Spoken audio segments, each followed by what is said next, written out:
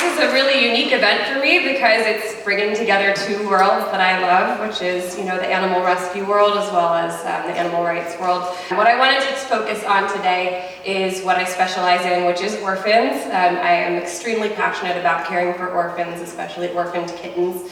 And what I wanted to do today is speak about orphans and our attitudes towards them and our care towards them, but not just of kittens, of all species. I raise babies who are very, very small. Sometimes people say, what's the youngest baby you've ever raised? I'm like, well, it doesn't get younger than like 1 hour old, and that's what I usually am dealing with. So we have babies like Hank, babies like Tidbit, and anybody know who this is? Fizz. Was anybody at my Richmond event when I got Fizz? Okay, awesome. So this is a kitten. The last time I was in Richmond, I was doing an event with the Richmond Animal League, and Fizz actually was rescued that day at that event, which was pretty cool. I've worked with wildlife, with squirrels, possums, raccoons, and what I found is if you share images online of baby animals, everybody loves baby animals. There's nobody who doesn't care and kind of, instinctively want to protect babies, especially orphans. All of us know that the mother and infant bond is so important. I mean, we are all mammals, so we know that, babies require their mother in order to survive. When we see that an animal's been orphaned, we want to protect them. We understand the importance of that. But we don't always extend that to every single animal. So I want to start with a fun story, sad story, fun story, which is Badger. Does anybody in here know who Badger is? Yay! Okay, we're all friends here. This is my very recent foster kitten. He just got adopted recently. Badger is about 4 hours old in this picture. So this was a couple months ago.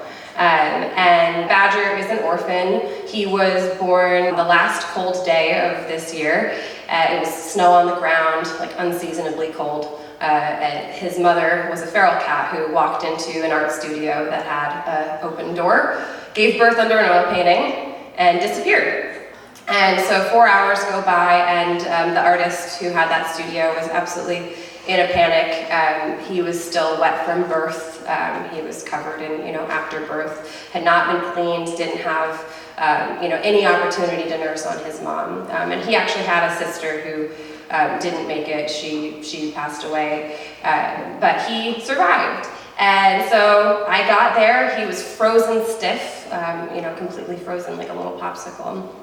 So when a kitten's orphaned, they're very at risk. This is what I deal with all the time. I go to a rescue and it's a kitten who, maybe they haven't had their mother's milk for 10 hours. And that's a really big deal for a baby that's that big. We didn't know if he would make it. He didn't get, like I said, even a small drink of his mother's milk. And milk is really important for babies. I don't know if you guys realize this, but all mammals create milk when they give birth for the purpose of, giving their babies not just the fats and proteins that they need, but also things like immunoglobulins, things that, give you passive immunity so you can fight off disease. If a kitten doesn't nurse in the first 18 hours of life, then they don't have colostrum and the immunoglobulins that help them fight off disease. So when we get kittens, even if they nursed for 2 days, they're much better off than kittens who never nursed at all. So this was going to be a challenging situation. He was a very, very small kitten who had never had any of that benefit from his mother's milk. So he's so small, he's nursing on formula. So he has a replacement formula, which is good. The formulas that are available today are pretty good. They're not as good as mother's milk because you can't give them passive immunity through, a manufactured product. The fact is, without mother's milk, they're really, really at risk. Here he is with his little stuffed moose. Kittens are born in large litters. They like to have friendship. They like to snuggle with their mom. He didn't have any of that. I mean, here you can see that's his incubator behind him. So for the first 3 weeks of his life, he just lived in an incubator with a stuffed moose, and that was all the companionship that he knew. He never saw another kitten. He never felt the warmth of another friend. And he was a mess. I always called him my little hot mess kitten. He had a lot going on. He had GI distress, he had skin issues, he had a congenital defect. He was deeply delayed in his development. He became my project. He was like my best little buddy, my best friend. I absolutely bonded with this dude. And here he is. This is really cute. Get ready. Are you ready? He's like shaped like a pear.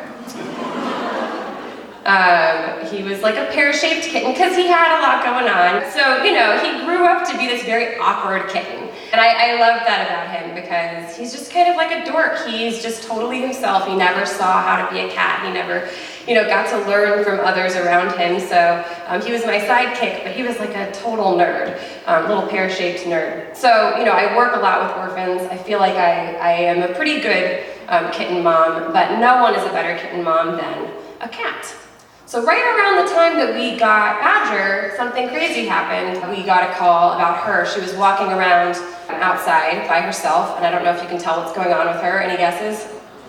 Super pregnant. Super pregnant. So pregnant that we brought her back to our house, and she, within hours, was in labor. I am somebody who spays and neuters every single cat I can get my hands on, so I don't actually see a lot of pregnancy. I don't actually see a lot of kittens being born. So for someone who, you know, saves hundreds of kittens, I don't actually get to see the birthing process very much, or what motherhood is really supposed to look like naturally. And I found it to be very emotional and very beautiful. Mia gives birth and she cleans them up. She gets them so dry, so warm, nuzzles them. They are all immediately feeding from her. And it was really an emotional thing for me to see this is what it's supposed to look like. They're not supposed to be like a frozen popsicle that's, you know, never had their mother. It was beautiful to watch, especially while we had Badger in the incubator being a little pear-shaped freak by himself. It took me a long time to learn how to take care of orphans, and here's Mia. She's never had babies before that we know of, and she's like a pro instantly. Because mothers have really good instincts, they know what to do. She did it without any help, and it really drove home the importance of motherhood to me. It drove home the importance of why I do spend so much time trying to reunite kittens with their moms. Also, as they got older, they were so perfectly pudgy. I mean, look how healthy they look. They're like a cartoon. They're like a little stuffed animal. No one can do it like a mama cat can. I mean, look at them. They're so cute. So I called this crew the privileged little milk feds because they were perfect. They had everything going right for them. They never had any issues like Badger had. They were always clean and beautiful. And I was over here raising my little freaky boy. So eventually, I was able to introduce him to them. And this was the first day that he met them, and he was totally confused. And I felt like, here's what I felt like, I'm not kidding. I felt like I had homeschooled this little boy. And he was kind of awkward and had no social skills and like sort of smells funny. Here's these like privileged little milk feds who are at their prep school, right? And I'm like bringing Badger to his first day of school, and I'm like, please accept my weird son. Like, I love him. Please accept him. So, you know, but it was cool because, you know, even his face in this picture tells me like, I don't really know what's going on. It was cool to watch because even though these kittens are all nursing on mom, and Badger's like, oh yeah, I'm here too. He had no clue what was going on. He would like hang out at the milk bar and be like, I come here all the time, but he didn't know. He really enjoyed the companionship. And so it was really, really cool to see him get to be part of, you know, sort of a normal cat experience. That's him in the middle with all of his friends. As he became friends with them, he started healing. All of his issues started to go away. It was really beautiful to watch. He became this beautiful, silky cat. Still a freak. But a freak with friends, and that's a good thing to be. And this is a kitten that he became the most bonded to, which is Leanie. Badger and Leanie were able to get a home together, and it felt like so triumphant because here's this baby who was like that big. We didn't know if he would survive, and he grew into this like dorky pear-shaped dude who ended up getting the pretty girl. He got like the cool girl. It was like watching an 80s romance film go down. It was really, really neat. So it was kind of this happy ever after, but it was also, it kind of like wove together a lot of issues for me because it helped me see, wow, you know, the difference between a milk-fed kitten being raised the way they're supposed to and anything that I can provide, it is a huge difference, even though I dedicate my life to this work. So my point of telling this story is nobody wants to see a baby animal orphaned. When we find out that there's a kitten in this condition, everybody wants to know, where's the mom? Why isn't he with his mom? And I want to know that too. Where is the mom? We want them to have their mother's milk. We understand that it's devastating. We want them to be reunited with their family, or at least given a chance to be cared for. So why are we so compassionate towards a kitten like Badger? Why are we so willing to, just pour all of our time and energy and donations and care and love into an animal like Badger, but we're so callous towards other species? It makes me very emotional because we ignore the suffering of certain orphans. Why don't we give them the same consideration? Why do we want some orphans to know triumph and others to be killed? This is Chester. And Chester is also an orphan, but he's not an orphan because we don't know where his mom is. He's an orphan because he was intentionally taken away from his mom. A lot of people don't realize this, but the dairy industry is an industry of orphans. That's what it is. So at birth, a calf like Chester is born. Within hours, they're removed from their mom. They're sorted male and female. The females, of course, are going to be more valuable because they can be bred and produce more milk. Male calves like Chester are not useful to the dairy industry because they'll never be able to lactate. I think a lot of people don't realize a cow is a mammal. We're mammals. Badger's a mammal. We're all mammals. And mammals only produce milk for their babies. That's why they produce milk. So I think a lot of people believe that cows just produce milk all the time. That's not true. They produce milk because they've been impregnated and they've had a baby. And the milk is for their baby. We impregnate cows, forcibly in horrible, violent ways so that they can have babies, so that we can have the milk. A lot of people, when you think of milk, you think of like a jug on the shelf in the store. But the actual definition, if you just look at the definition of milk, is an opaque white fluid rich in fat and protein secreted by female mammals for the nourishment of their young. That's what milk is. So, when you buy milk at the store, you're buying something that was intended for a baby. Humans are the only species on Earth that consumes milk after infancy. Milk is something that's meant to make your body grow really fast. It's meant to give you the immunity that you need from your mother. It's meant to do all sorts of really good stuff. Milk is awesome stuff for babies from their mothers. But we're the only species that consumes it after we've already weaned onto solid foods, which I think most of us have. But we're also the only species that drinks the milk of another animal. So it's a very odd thing. Behind every single glass of milk is a baby. Anytime you're manufacturing something, it's done, with the bottom line in mind. And it is something where we are taking every single last drop. So we're taking the baby's milk from them. The moms long for their young. I have seen horrible videos and heard horrible stories of mothers searching for their young, calling to their young, and the young calling back. And this is where the babies go. This is the reality for their babies. We can't be having them take up the precious resources because we want it for ourselves. They're placed in veal crates. They are fed a diet that is intentionally not the right diet for them. It's a diet that gives them anemia because that makes their meat taste better. This is what it looks like for a baby cow. And when I look at a cow like this, I just see Badger. It makes me I could cry talking about it. It's very upsetting. As somebody who cares for orphans and who wants them to be okay, who sees the potential in a baby's life. I spend so much time working with very, very vulnerable young animals, and to see an animal who's in solitary confinement, born into a world with no mother, fed a diet that's not the right diet for them, deprived of exercise, deprived of meaningful relationships intentionally. It's so soul crushing. This is something that we pay for. We're a society that pays for this. Every time that we consume dairy, we're paying for this.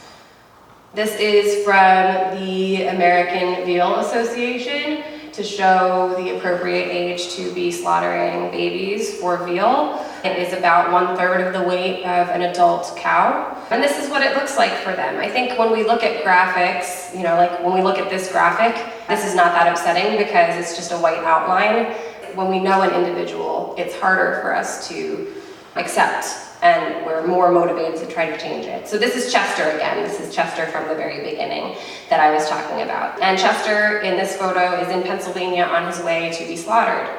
He had never known another calf. He had never been allowed to move around. He had never had a diet that was right for him, and now he's on his way to be killed. Except, fortunately, the person who took this photo is a friend of mine who runs an organization called Rancho Relaxo. It's a farm animal sanctuary, and this is him now. So just beautiful. I mean, it was really fun getting to watch Chester grow in her care, because it's just like what I do. It's the same exact thing that I do. He was super awkward when she got him back to the place. I mean, he had never seen another cow, so he saw, this is Potato, another rescued calf, and he had never seen another calf, totally freaked out, and eventually became best friends with Potato, which is a really, really cool story.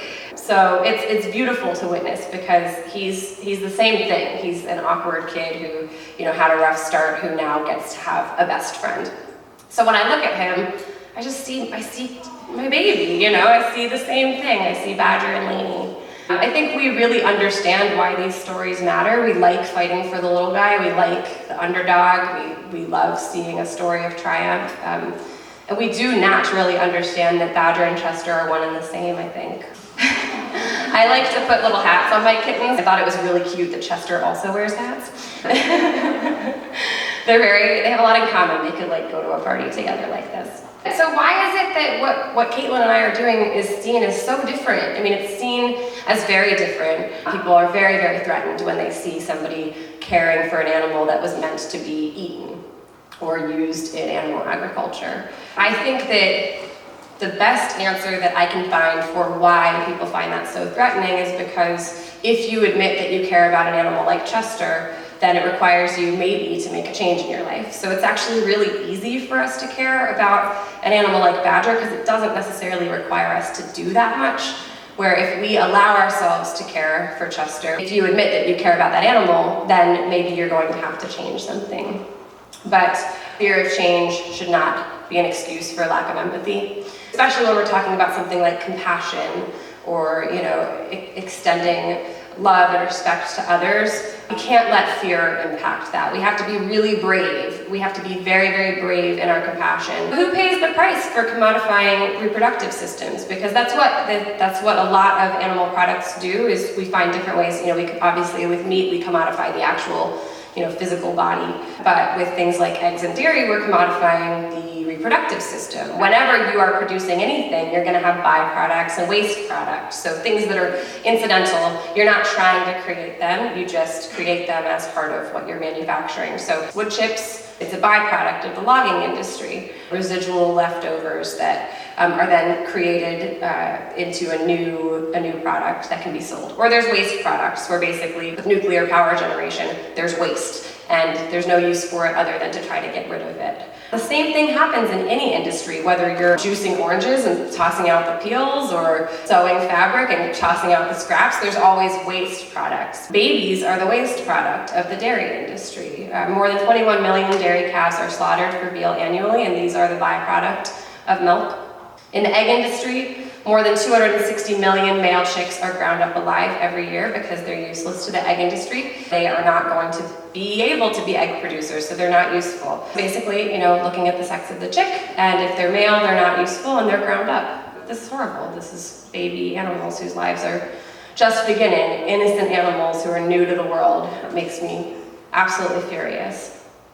Even in the pharmaceutical industry, we commodify the reproductive system. Pregnant horses are used to use their urine for estrogen products.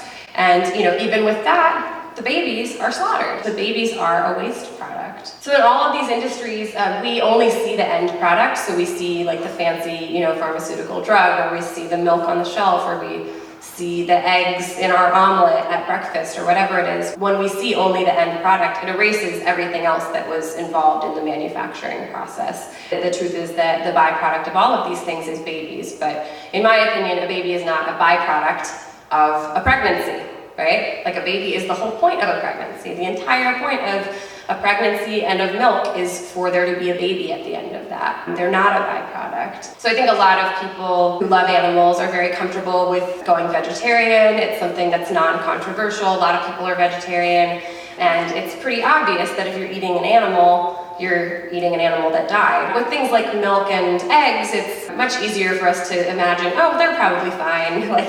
They're probably doing great. You have to know, wherever there is reproduction involved in animal products, there's babies involved, and they are the byproducts. Why do we think that we need milk? Anybody remember these ads from the 90s? Yeah, I do too. Huge amounts of money were put into this to tell us all sorts of messages about why humans need to be consuming mother's milk from cows. They got really awesome people that we all want to be just like Austin Powers and Dr. Phil, who is definitely who I look to for advice, Austin Powers. The Dr. Phil ad says, "Get real about losing weight." So it's Dr. Phil telling you that if you want to lose weight, you better drink cow's milk. And I don't know about you, but I'm just not into being body shamed by Dr. Phil to try to get me to breastfeed on a cow. It's weird. It's a little bit weird. But this is what happens. They told us that we have to have milk to be healthy, to have healthy bones, to grow up into strong adults. And look at this. This is The Rock telling me that if I drink milk, I'll be better at saving cats from trees. Which is a thing that I do sometimes, so maybe I should take his advice, I don't know. This is what marketing does. It tries to associate one thing with another thing, and dairy's definitely been something that they've tried to associate with strength and health and being a successful person. But the truth is, humans are not designed to be drinking milk. I mean, there's a lot of different arguments for that, a lot of which I'm not going to sit here and go into in detail because I think it speaks for itself that we're not baby cows. We have an enzyme, lactase, which breaks down lactose in milk. So every animal has enzymes that help break down the milk from their mothers, and as they get older, that enzyme starts to go away as they wean. 70% of the global population doesn't have that. They don't have lactase, which is why we have this thing called lactose intolerance. Lactose intolerance doesn't mean anything. I mean, lactose tolerance is what's weird. Lactose intolerance is normal. That's pretty standard because we're not meant to be consuming that milk. The good thing is that dairy usage is going down. Now, 12% of all liquid milks are plant-based, which is so cool. Last year, there was a 78 million gallon surplus of liquid milk that was discarded because the industry's not catching up with consumers at the same rate that we're all starting to switch to plant-based milks.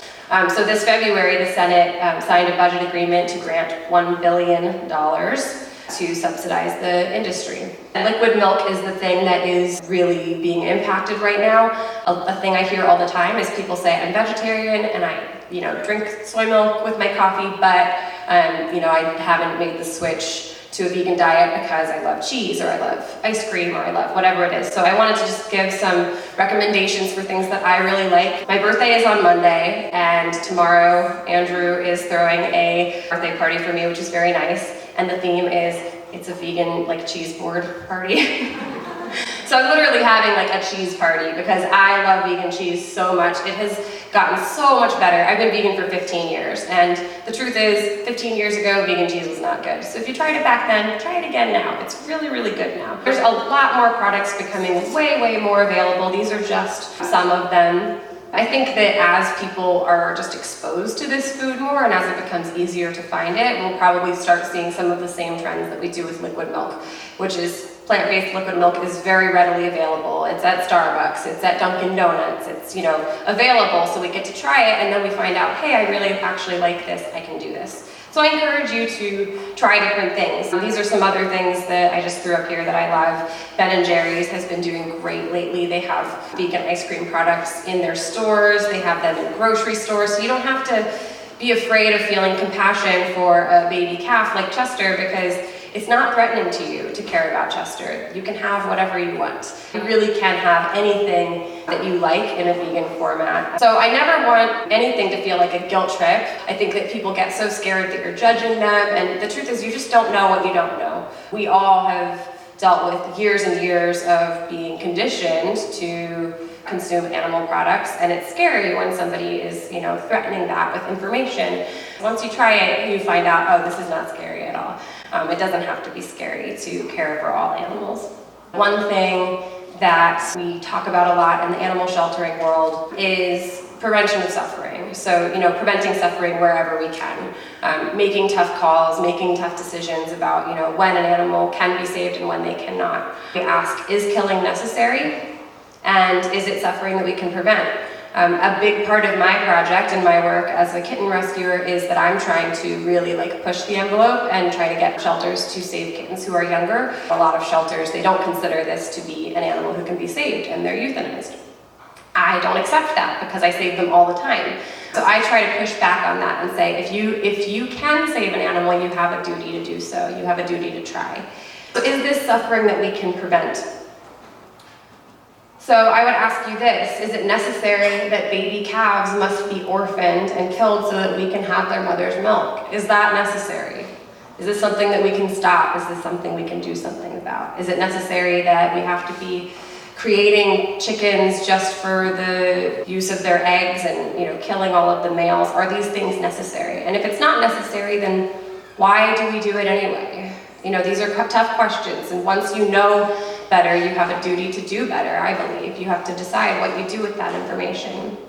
A lot of people wanted me to euthanize Badger, and I wouldn't accept that because he wanted to live. We know all of this stuff in our hearts. When we look at a baby animal who wants to live, we want them to live too.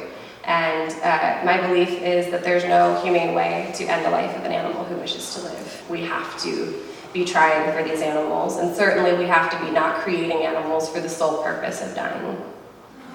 That's Chester, and that's a picture that Caitlin sent me, you know, of her laying in a field with Chester having such a good life, and it gives these animals the same chance that Badger had, which is such a beautiful thing. I believe that if we work in the animal caring field, we rescue animals, if we love animals, if we identify as animal lovers, we have to start widening our circle of compassion to expand that into other species. It's not consistent with the love of animals to be slaughtering babies. It's not consistent to be killing animals just for our own palate preference. Next time you're grocery shopping or picking out a restaurant or whatever it is, please think about where your food comes from. Now ask yourself, is this a food that creates orphans? Are there babies involved in this? Ask yourself if that's consistent with your ethics. We should leave the milk mustaches for the baby kittens, because babies are not a byproduct and milk is for babies. So thank you guys very much. I'm happy to take any questions that you have.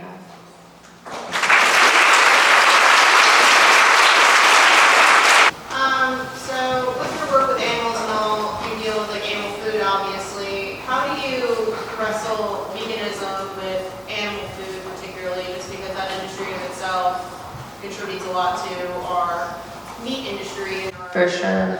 For sure, yeah. I think it's a very, very complicated issue, and one that a lot of people are afraid to talk about. I think it's a really important one to talk about, but I think it's so deep of an issue because the fact is we domesticated a carnivore. Cats have evolved to be obligate carnivores. They are animals that in the wild hunt, they eat meat, they have to eat meat to be healthy. We have like fast-tracked them for life indoors, which really complicates things if you're an animal advocate and you know, have to decide, what am I feeding this animal?